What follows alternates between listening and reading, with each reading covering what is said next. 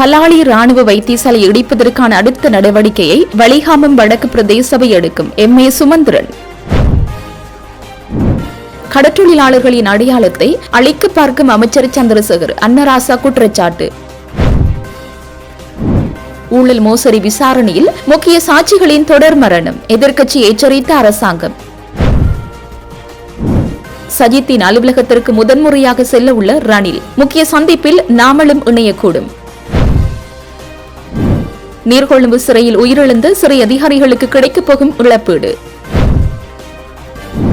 CT. விக்ரமரத்னவின் இறுதிச் சடங்கு 20ஆம் திகதி. ஊர்காவற்றுறை பகுதியில் 1 ஏக்கர் கடல் அட்டை உற்பத்தி பண்ணைகளுக்கான பரிந்துரை கடிதங்கள் வழங்கி வைப்பு. வடக்கில் 3 புதிய கைத்தொழில் பேட்டைகளை நிறுவ இணக்கம். திருப்பி அனுப்பப்பட்டுள்ள மாகாண சபை தேர்தலுக்கு ஒதுக்கப்பட்ட நிதி.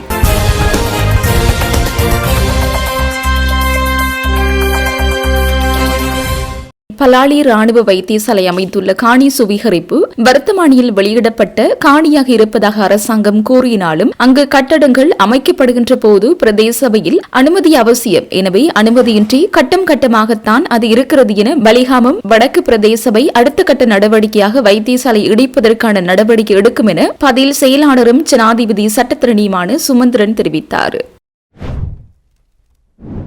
கடற்றொழில் அமைச்சர் சந்திரசேகர் யாழ் மாவட்டத்தில் முறையற்ற சூழலுக்கு ஒவ்வாத கடல் அட்டை பண்ணைகளை பிரதேச செயல் அதிகாரிகளுடன் இணைந்து ஊக்குவித்து கடற்றொழிலாளர்களின் அடையாளங்களை அளிக்க முற்படுவதாக முன்னாள் கடற்றொழில் சமாசத்தின் தலைவர் அன்னலிங்க மன்னராசா குற்றச்சாட்டை முன்வைத்துள்ளார். யாழில் உள்ள தனியார் விருந்தினர் விடுதியில் நேற்று இடம்பெற்ற வடக்கு கடற்றொழிலாளர்கள் எதிர்நோக்கும் பிரச்சினை தொடர்பில் தெற்கைச் சேர்ந்த மக்கள் போராட்ட முன்னணியுடன் இடம்பெற்ற கலந்துரையாடலின் பின் ஊடகங்களுக்கு கருத்து தெரிவிக்கும் போது அவர் இவ்வாறு தெரிவித்தார். அவர் மேலும் தெரிவிக்கையில், வடக்கு மாகாணத்திற்கு ஒவ்வாத சீன கடல் அட்டை பண்ணைகளை அமைச்சர் ராமலிங்கம் சந்திரசேகர் ஊக்குவிப்பது எமது கடற்றொழில் மக்களை கருவறுக்கும் செயற்பாடாக பார்க்கின்றோம். இந்த செயற்பாட்டுக்காக பிரதேச செயலகங்களில் உள்ள உயர் அதிகாரிகளும் உடந்தையாக இருப்பது கவலையை உண்டு பண்ணுகிறது. ஒரு பிரதேசத்தின் அரச காணிகளுக்கு அந்த பிரதேசத்தினுடைய பிரதேச செயலாளர் பொறுப்பாக இருக்கின்ற நிலையில் எமது கடலையும் அரச காணி போல் கையாள நினைக்கின்றார்கள். எமது கடல் எமக்கு சொந்தம், கடலை சாரும் பிரித்து கொடுக்க முடியாது. அவ்வாறாயின் கடலை பகிர்ந்து வழங்குவதற்கான அதிகாரத்தை சாரிடம் பெற்றார்கள் என கேட்க விரும்புகிறோம். ஒட்டுமொத்த கடற்றொழில் சமூகத்தின் பாரம்பரிய கடற்றொழிலை இல்லாமல் ஒழிப்பதற்கு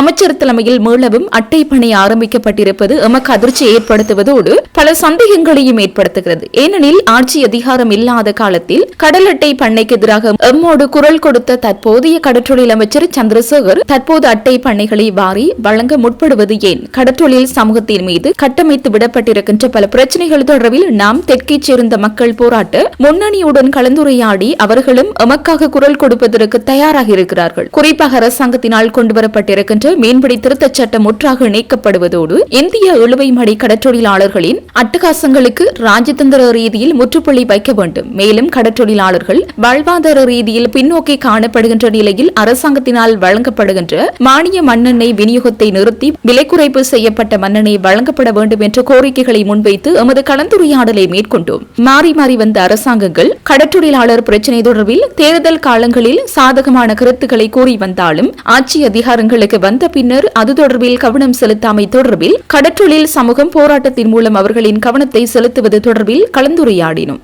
ஆகவே எமது கடற்றொழில் சமூகத்தின் வாழ்வாதாரத்தையும் அடையாளத்தையும் அளிப்பதற்கு கடற்றொழில் அமைச்சர் முனைவாராயின் அதற்கு எதிராக மக்களை திரட்டி போராடுவோம் என்று அவர் மேலும் தெரிவித்தார். எதிர்க்கட்சியின் பல உறுப்பினர்கள் பிணையில் வெளியில் உள்ளார்கள். பலர் வெகு விரைவில் சிறை செல்வார்கள். இன்னும் எத்தனை பேர் உயிரை மாய்த்துக் கொள்வார்கள் என்று தெரியவில்லை என விவசாயத்துறை பிரதியமைச்சர் நாமல் கருணாரத்ன தெரிவித்துள்ளார். கொழும்பில் நேற்று நடைபெற்ற நிகழ்வில் கலந்து கொண்ட பின்னர் ஊடகங்களுக்கு கருத்து தெரிவிக்கையில் மேற்கண்டவாறு குறிப்பிட்டார். அங்கு அவர் மேலும் தெரிவித்ததாவது, சர்ச்சைக்குரிய வழக்குகள் மற்றும் ஊழல் மோசடியுடன் தொடர்புடைய சாட்சிகள் மர்மமான முறையில் உயிரிழப்பது கவலைக்குரியது. ஏஆர்எஸ் கொள்வனவு விவகாரம் தொடர்பில் ஸ்ரீலங்கா ஏர்லைன்ஸ் நிறுவனத்தின் முன்னாள் தலைவர் கபில சந்திரசேன லஞ்சம் ஊழல் ஆணைக்குழுவுக்கு சத்திய கடதாசியூடாக பல விடயங்களை வெளிப்படுத்தியுள்ளார். ஏர்பஸ் கொள்வனவு மோசடியில் தான் அப்போதைய ஜனாதிபதிக்கு தங்களை கால்டன் இல்லத்தில் வைத்து லஞ்சத் தொகை வழங்கியதாகவும் பேங்கர ஜெயரத்னவுக்கும் லஞ்சம் வழங்கியதாகவும் குறிப்பிட்டுள்ளார். இதன் பின்னர் அவர் மர்மமான முறையில் உயிரிழந்தார். தற்போது முன்னாள் காவல்துறை அதிபர் CD விக்ரமரத்ன மர்மமான முறையில் உயிரிழந்தார். இந்த மரணம் தொடர்பில் முறையான விசாரணைகள் இடம்பெறுகின்றன. கடந்த கால படுகொலைகள் மற்றும் ஊழல் மோசடிகள் தொடர்பில் விரிவான விசாரணைகள் இடம்பெறுகின்ற நிலையில் அதனுடன் தொடர்புடைய பலர் அச்சமடைந்துள்ளனர். எதிர்க்கட்சியின் பெரும்பாலான உறுப்பினர்கள் தற்போது பிணையில் வெளியில் உள்ளார்கள். வெகு விரைவில் சிறை செல்வார்கள். ராஜபக்ச குடும்பத்தின் சகலருக்கும் வழக்குகள் உள்ளன. அனைவரும் வரிசையாக வழக்கு விசாரணைகளுக்கு செல்கிறார்கள் என கூறியுள்ளார்.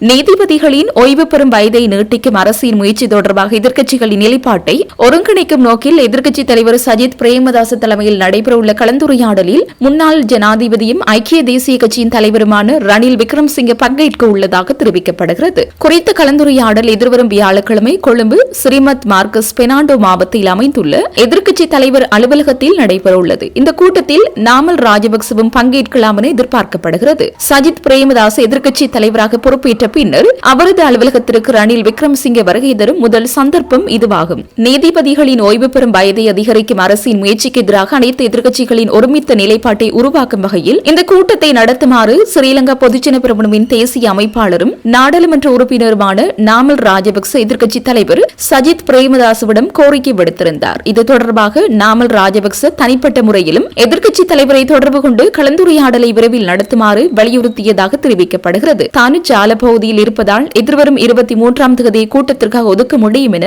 சஜித் பிரேமதாச அறிவித்ததை தொடர்ந்து அன்றைய தினம் கலந்துரையாடலை நடாத்த தீர்மானிக்கப்பட்டுள்ளது. இக்கூட்டத்தில் நாமல் ராஜபக்ச நிச்சயமாக பங்கேற்க உள்ளதுடன் முன்னாள் ஜனாதிபதி ரணில் விக்ரமசிங்கவும் கலந்து கொள்ள உள்ளதாக தென்னிலங்கை ஊடகம் ஒன்று செய்தி வெளியிட்டுள்ளது. ஐக்கிய தேசிய கட்சி மற்றும் ஸ்ரீலங்கா பொதுஜன பெரமுனவை தவிர எதிர்க்கட்சியில் உள்ள ஏனைய அனைத்து கட்சிகளின் பிரதிநிதிகளும் இக்கலந்துரையாடலில் பங்கேற்பார்கள் என அரசியல் வட்டாரங்கள் தெரிவிக்கின்றன. கேப்பாப்புலவு பகுதியில் ராணுவத்தினரின் கட்டுப்பாட்டில் உள்ள தங்களின் பூர்வீக காணிகளை முழுமையாக விடுவிக்க கோரி தொடர் போராட்டத்தில் குதித்த மக்களின் போராட்டத்திற்கு வலிச்சேர்க்கும் முகமாக நாடாளுமன்ற உறுப்பினர்களான சிவஞானம் ஸ்ரீதரன் மற்றும் துரைராசா ரவிகரன் ஆகியோர் ஆதரவை வழங்கியுள்ளனர். ராணுவத்தினரின் கட்டுப்பாட்டில் உள்ள தங்களின் பூர்வீக காணிகளை முழுமையாக விடுவிக்க கோரி அப்பகுதி மக்கள் தங்களது பூர்வீக காணிகளை மீட்டெடுக்க மீண்டும் 2வது கட்டமாக ஆரம்பித்த தொடர் போராட்டம் 25வது நாளாக தொடர்ந்து இடம்பெற்று வருகிறது. பல வருடங்களாக இடம்பெற்ற தொடர் போராட்டம் காரணமாக வற்றாப்பிளை புதுக்குடியிருப்பு வீதியின் ஒருபுறம் இருந்த காணிகளை ராணுவம் விடுவித்தது. இருப்பினும் முழுமையாக காணிகளை விடுவிக்குமாறு மக்கள் தொடர்ந்து பல வருடங்களாக போராடிய போது அரச தரப்புகளினால் உங்களுக்காக காணிகள் முழுமையாக விடுவிக்கப்படும் என உறுதிமொழிகளோடு இந்த தொடர் போராட்டத்தை மக்கள் 1111வது நாளில் நிறுத்தினர். இதன் பின்னர் இன்று வரை மக்கள் காணிகள் விடுவிக்கப்படவில்லை. எனினும் மக்கள் இது தொடர்பில் ஜனாதிபதி, ஆளுநர், மாவட்ட செயலாளர் என பலரிடமும் பல தடவைகள் தமது காணி விடுவிப்பு தொடர்பாக கோரியும் எந்த தீர்வுமற்ற நிலையில் போராடியே தமது நிலங்களை பெறுவது என்ற அடிப்படையில் மீண்டும் தொடர் போராட்டத்தை ஆரம்பித்துள்ளனர். பல வருடங்களாக தொடரும் இந்த நில உரிமை போராட்டத்தில் தங்களின் சொந்த குடியிருப்புகள் மற்றும் வாழ்வாதார காணிகள் முழுமையாக தங்களிடம் ஒப்படைக்கப்படும் வரை தங்களின் தார்மீக போராட்டம் ஓயாது என்பதை மக்கள் இப்போராட்டத்தின் மூலம் மீண்டும் வலியுறுத்தி தொடர் போராட்டத்தை முன்னெடுத்துள்ளனர். 7 தலைமுறைகளுக்கு மேலாக வாழ்ந்த அவர்களுடைய பூர்வீக நிலம், தாயக நிலத்தை 2009ஆம் ஆண்டு யுத்தத்துக்கு பிற்பாடு இந்த பகுதியில் இருக்கின்ற இராணுவ பிரிவுகள் வலுக்கட்டாயமாக பறித்து வைத்திருக்கிறார்கள். இவர்கள் தங்களுடைய காணிகளை விடுவிக்குமாறு கடந்த 26 நாட்களாக தொடர் போராட்டங்களில் ஈடுபட்டிருக்கிறார்கள். இதற்கு முதலும் அவர்கள் கொரோனா வருவதற்கு முதல் ஒரு கிட்டத்தட்ட 4 ஆண்டுகள் தொடர்ச்சியாக போராடி இருந்தார்கள். அந்த தொடரான போராட்ட காலத்தில் இந்த வீதியினுடைய இந்த பக்கத்திலே கொஞ்சம் காணிகள் மக்களிடம் கையளிக்கப்பட்டது. இனி அந்த பக்கத்து காணிகள் 6 மாதங்களில் விடுவிக்கப்படும் என்று இராணுவத்தாலும் அரச தரப்பாலும் உத்தரவாதம் அளிக்கப்பட்ட நிலையில் இன்று தொடர்ந்து 8 ஆண்டுகள் முடிவிட்டிருக்கிற நிலையிலும் கூட இன்னும் அந்த காணிகளிலே மக்கள் குடியேறுவதற்கு அனுமதிக்கப்படவில்லை. ஒரு காணி என்பது அவர்களுடைய அடிப்படை உரிமை.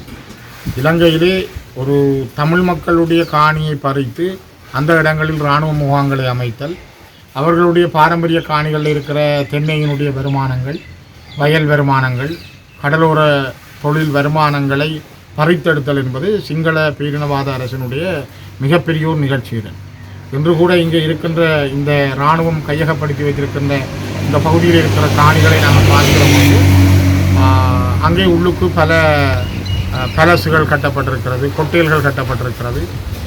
சிங்கள பகுதிகளில் இருந்து வருகின்ற சிங்கள மக்கள் அல்லது தென்னிலங்கையிலிருந்து வருகிற இராணுவ உயர்மட்டத்தினர் தங்குவதற்கான ஏற்பாடுகள் செய்யப்பட்ட ஒரு களியாட்ட இடங்களாகத்தான் இந்த இடங்கள் இப்பொழுது இராணுவத்தால் பயன்படுத்தப்படுகிறது. காலங்காலமாக தாங்கள் கஷ்டப்பட்டு உழைத்து தென்னைகள் நட்டு இந்த காணிகளை துப்புரவு செய்து குடியிருந்த மக்களுடைய காணிகள் பறிக்கப்பட்டிருப்பது தமிழ் மக்களுடைய வருமானத்திலே விழுந்திருக்க ஒரு பெரிய பேர். குறிப்பாக இன்றைய அரசும் சரி, இதற்கு முதல் இருந்த சிங்கள அரசுகளும் சரி, அவருடைய அரசும் அரசாங்கத்தினுடைய நடவடிக்கைகளும் இந்த இராணுவ இயந்திரத்தை வைத்து பயன்படுத்தி கொண்டு தமிழர்களுடைய பொருளாதாரங்களை சீரழித்தல், அந்த மக்கள் உற்பத்தி செய்த வருமானங்களை தாங்கள் அபகரித்துக் கொள்ளுதல், அவற்றை தாங்கள் எடுத்துக்கொள்ளுதல், மக்களை திரும்பவும் அந்த இடங்களில் குடியேற விடாமல் தொடர்ந்தும் அகதிகளாகவே வைத்திருத்தல், இதனை தொடர்ச்சியாகவே மேற்கொள்ளுகின்ற ஒரு கைங்கரியத்தை அரசு மேற்கொள்கிறது. இப்பொழுது புதிதாக வந்திருக்கிற அன்பகுமார தலைமையிலான அரசாங்கம் கூட நாங்கள் மக்களுடைய காணி மக்களுக்கு தான், நாங்கள் அவருடைய காணியை விடுவிப்போம் என்று அவர்கள் தங்களுடைய தேர்தல் விஞ்ஞாபனத்தில் கூட சொன்னார்கள். ஆனால் இன்று கேப்பாப்புலவு, மயிலட்டி, பலாலி, வசாபுலான் போன்ற இடங்களில் இருக்கிற மக்கள் தொடர்ந்து தங்களுடைய காணிகளை விடுவிக்குமாறு போராடி கொண்டிருக்கிறார்கள். அந்த போராட்டத்தினுடைய 2வது கட்ட போராட்டம் தான் இன்று கேப்பாப்புலவு மக்கள் செய்கின்ற இந்த 26வது நாள் தொடர் போராட்டம். புழுதிக்குள்ளும் வெயிலிலும் இந்த காற்றுக்குள்ளும் இளைஞர்களும் இந்த மக்களும் தங்களுடைய நிலத்தை விடுவிக்குமாறு கோரி போராடுகின்றார்கள். மனிதாபிமானம் உள்ள அரசாங்கமாக இருந்தால் அந்த மக்களுடைய காணிகளை உடன் விடுவித்து அவர்கள் தங்களுடைய நிலங்களில் குடியேறுவதற்கான அனுமதியை வழங்க வேண்டும். அதுதான் ஒரு அரசாங்கத்தினுடைய கடமை. யுத்தம் முடிந்து 17 ஆண்டுகள் கடக்கிற பொழுதும் கூட யுத்தம் இல்லை, யுத்தத்தை முடிவுக்கு கொண்டு வந்தோம் என்று சொல்லுகிற அரசாங்கம் இந்த மக்களுடைய காணிகளை உடன் விடுவிக்க வேண்டும். அதற்கான அந்த மக்களுடைய தொடர் போராட்டத்திற்கு எங்களுடைய பூரணமான ஆதரவும் அதற்குரிவான செயல் திட்டங்களும் இருக்கும். நாங்களும் தொடர்ந்து அவர்களோடு இந்த காணி விடுவிப்புக்கான முழு முயற்சிகளிலும் ஈடுபடுவோம். சர்வதேச சமூகத்திடமும் இந்த கோரிக்கைகளை நாங்கள் முன்வைக்கிறோம். ஏனென்றால் இந்த யுத்தத்தை நடத்துவதற்கு சர்வதேச சமூகம் தான் அரசாங்கத்துக்கு முழுமையான பண உதவிகளை செய்திருந்தது. இப்பொழுது அதே மக்கள் தெருக்களில் இருக்கிறார்கள், அகதிகளாக இருக்கிறார்கள். ஆனால் சர்வதேச சமூகம் இன்னும் அந்த மக்களை குடியேறி இருக்க வழியை தேடி கொடுக்கவில்லை. ஆகவே இந்த மக்கள் குடியேறுவதற்கான ஒரு சர்வதேச கடமைப்பாடு, உரிமை அந்த நாடுகளுக்கும் உண்டு. அதனால்தான் சர்வதேச சமூகத்திடம் இந்த மக்களுடைய குடியேற்றத்துக்கான வேண்டுகையை முன்வைக்கிறோம். இது ஒரு தொடர் போராட்டம். இந்த தொடர் போராட்டத்தில் எங்களுடைய பங்குகள் தொடர்ச்சியாக இருக்கும்.